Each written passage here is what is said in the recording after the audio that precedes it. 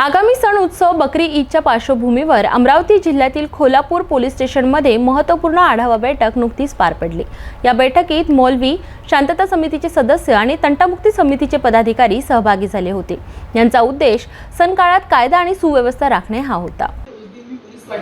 और जो भी है अपने मौलवी वगैरह, मौलवी तो नहीं आए उस दिन, पीस कमेटी के मेंबर थे। आज ये सेपरेट पीस कमेटी के मेंबर थे कई, और आप मौलवी, उनकी मीटिंग यहाँ पे बुलाई। यही बातें सब हमने उस दिन भी दोहराई। अगर किसी की कोई तकलीफ हो रही है, कोई भी दूसरे जाति धर्म या कोई उस तकलीफ दे रहा है, तो आप यहाँ पे आके हमको रिपोर्ट कर सकते हैं, बराबर की हम उस पर एकदम से एक्शन लेंगे, नहीं गिरना चाहिए। उसके लिए हमने वो जो अपना ग्राम पंचायत की जो ये है अपने सरपंच, उनको बुलाया था उस दिन। उनको पता है कि गाँव के बाहर जेसीबी से 2 गड्ढे जो है बड़े बड़े वो करने हैं। उन्होंने बोला कि 6 तारीख को मतलब कल शाम को पूरे गड्ढे कर देंगे। जो भी निकलेगा 2-3 दिन में वो पूरा वहाँ पे जाके दफना देंगे, उसके ऊपर फिर वो मिट्टी डाल देंगे, ठीक है। क्योंकि कैसे है ना कि अपने वजह से अगर किसी धर्म या किसी जाति को प्रॉब्लम हो सकता है। बहुत ही शांतिपूर्ण से रहा है आज तक, मतलब आज तक कभी भी किसी भी तरह का ये त्योहार में नहीं लगा है, बरोबर कि नहीं? अभी भी नहीं लगना चाहिए, ये हमारी अपेक्षा।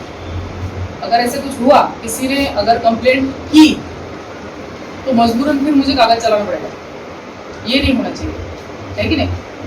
उसके बाद में जो भी कुर्बानी का जो है तो बच्चों के लिए, बच्चों के हाथ में अगर देते हैं तो वो नहीं दिया जाना चाहिए, बच्चों के हाथ में ना दे।